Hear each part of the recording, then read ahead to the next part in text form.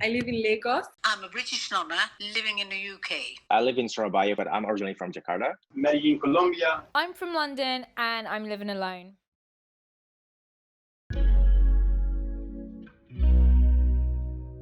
I mean, it's been ups and downs. I think it's been like, yay, just moved into a new apartment. It's been really great, have my own space. Then it's been kind of sad because work has been like quite rubbish and I haven't been able to like see my boyfriend. And, you know, when you're in a relationship, you wake up thinking about the person. So you start off the day with like a sad thought. But then today, I felt like I've woken up for a reason. I should, number one, be grateful that I'm alive and I'm breathing. So that's a good thing just to get up. Yeah, no, I feel better than I've felt in a long time.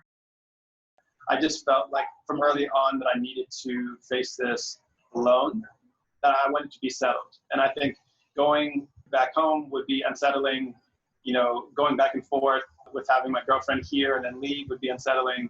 And so I just wanted to like get to it as fast as possible. I think there's two kinds of people. People that feel like, when is quarantine going to end? And when is there going to be a cure? Or when are people going to stop having coronavirus? And so I'm more in the latter. You know, I try not to put dates on my calendar for when the quarantine would be up. I try to just say, you know, we're going to be in quarantine until we're not. And then that day, I'll put on pants and I'll, you know, dance in the street. Actually, living alone during this lockdown is a blessing in disguise for me. You don't have to worry about you are carrying a virus to others. And how if I got sick? I'm like, who's gonna take care of me? The worst scenario, how if I die out of this virus? I mean, it will be a lot of effort for people in Surabaya to just ship my body at home in Jakarta and everything. I mean, like, I don't think it's getting sick is an option for me right now. So come. Good. I think, and I am happy that I am alone. I mean, a few friends have asked me to come and stay with them, but then they're the kind of people that always have people coming in and going out, and I just didn't think that it was wise or safe. I'm really enjoying it. I feel like my life was so busy and so frenzied. I was always looking forward to just chilling. Yeah, there's nothing about it that I want to end. I just wish we weren't dealing with this in a sort of post-apocalypse type of way. I wish this was my life and everyone was doing their own thing, not that everyone was locked down. The virus reminded me, and I can't make out which is worse, because I never knew what to expect from the Italian fascists, from the Germans, and the Italians at the end of the war. There was anarchy. I feel I passed in this tragedy twice, because this is a tragedy when you know how many people died. And so I said to myself, I didn't deserve this. I did it once, but not twice.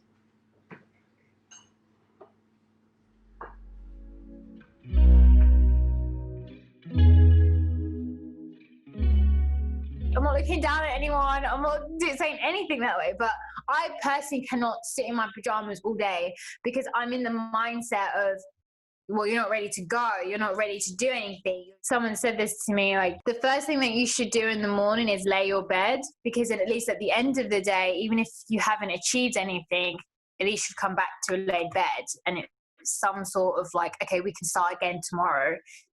You know, I was changing into running shorts and I realized I had the same pants on for like 3 days.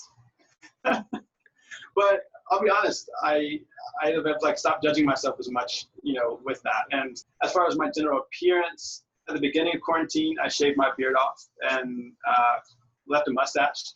That's something I've been wanting to do for a long, long time, you know, even way before quarantine. And so I finally had the courage to do it because, you know, I wasn't going to see anybody. I jump out of bed. I don't, you know. I jump out of bed with my mind, but I go straight to the bathroom, start the shower on, and I wash. And it's not bad. It's not bad. Half an hour, I can do everything. Because I've got a house on the street, sometimes they ring the bell. I like to be properly dressed.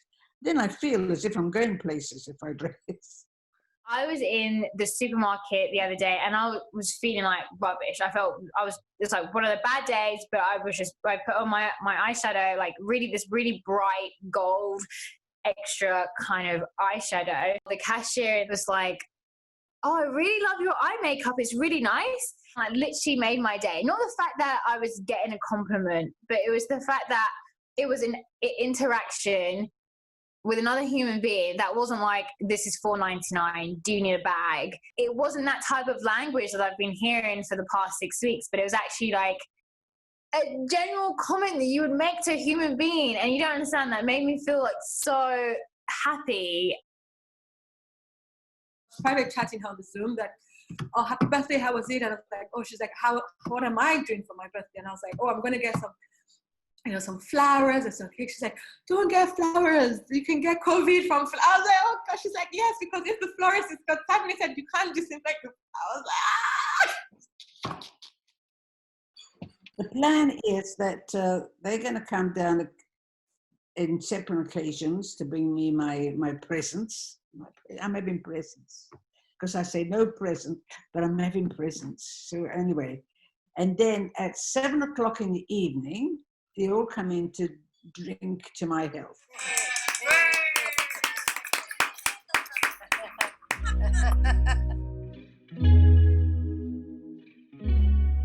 Yesterday was this Eid al-Fitr, the celebration for the Muslims all over the world. After like nearly 2 months of quarantining myself at home, I was finally able to see my friends. First of all, so when I picked them at the lobby, I wore this super long raincoat just to make sure that my clothes will not be infected with anything.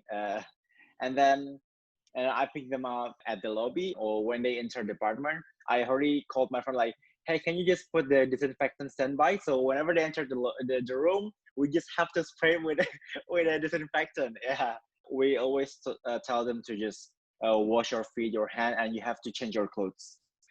They put the goods in the middle by the door. I'm at the. They go back on the pavement. I go forward, take it in, bring it in, write a check, bring out the check halfway down by the door. Then he comes on.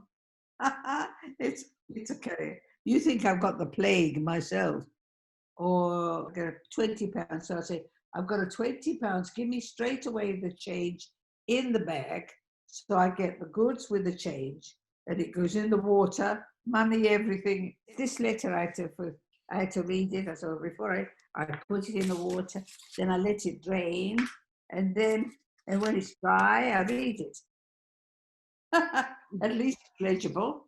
This looks like a laundry here by the time. I think I have more anxiety around when I'm going to see my boyfriend, because we are in a long distance relationship. So I'm constantly looking at the calendar. You know, I'll count the months. That's not enough. So I'll count the weeks. Then I'll count the days. And the number of days is like, oh my gosh, it's so bad. So I'm like, he was like, stop looking at the calendar and just roll with it. I actually have been single for the last 6 months, and I was like, how am I get a girlfriend out of this?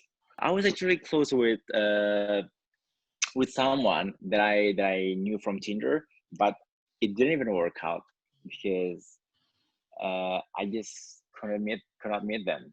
So I think a lot of guys who are single like me are now quite desperate now. I mean, like maybe some people say that if you're single, you can just for like sexually thing, you can just doing some video sex can, but a viral thing will never be the sense when you're doing it in the real life. I'm not a very like tactile person, but I do like punching someone in like the arm if they make a joke, or I really like, you know, like dapping people up. But I'm also not like, you know, starved from that. You know, I think I miss certain interactions with my girlfriend, obviously. And I think more than anything, I miss not being afraid of interaction. From the beginning of March, I closed myself in. That was when I last went out. And halfway, I broke down. I just couldn't. I couldn't. But I thought, I'm not going to resist this. This is not. I was going to come out and finito, go out and like everybody else. You know when I feel lonely? When I'm cooking and I plate my meal for myself. That is quite sad. I don't know how to cook for one person. So I've cooked all this food and I'm always thinking like, oh, I wish. And that's why I take photos of my food and I send it to people, because I always think of like, oh, I wish I could like plate this for like someone else. The Idul Fitr festival, we need to do some prayers before. The prayers usually done with a lot of mass. So it's like sort of like 50 to 100 people to do the prayers. And I was just doing it in my room. I started to remember my dad like knocking my room and be like, "Hey Alonso, wake up because we need to go to the prayers." But I've been like, "No, I'm not doing it." So I was just like, I think it was a quite emotional moment for me. That was only one time where I really felt lonely. To be honest, I think it's definitely nicer that I live in an apartment, so we have 4 flats, than if I lived alone in a compound by myself. I think it's different. So at least I can hear movement, I can hear people, I don't feel all alone. But it's definitely nice to see the security. I feel like if I didn't have the security or anybody else, it'll feel very post-apocalyptic, you know? Here in particular, I don't know my neighbors. And I like it because, you know, I don't need neighbors, because when I go out, I've got the shops and I talk in one shop and then I go in the other one, a long talk there. Then I go in the pharmacy, a long talk there. By the time I've done the round, it's 1 hour's gone and I haven't bought anything. I'm very well known in the shops.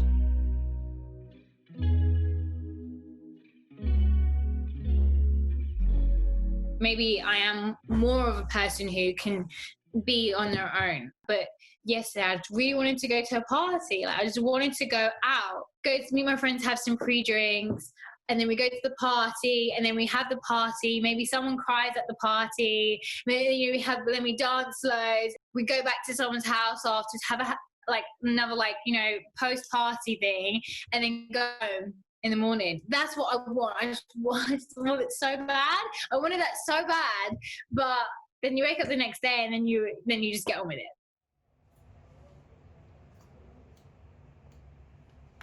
If I were to be completely honest, I'm a little apprehensive to get into like full-fledged social situations. All of my decisions, a lot of my healthy living, and I'm not blaming this on other people per se. I'm blaming it on myself when I get around a lot of other people.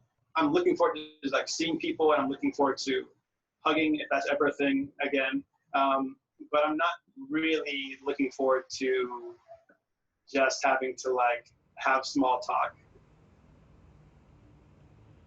While I'm looking forward to lifting the lockdown every day, I'm also like, social pressure, meetings, hangouts, So I kind of see now why people move to the sticks, because you can be like, I can't come. I mean, I'm 3 hours away. I can't come for drinks.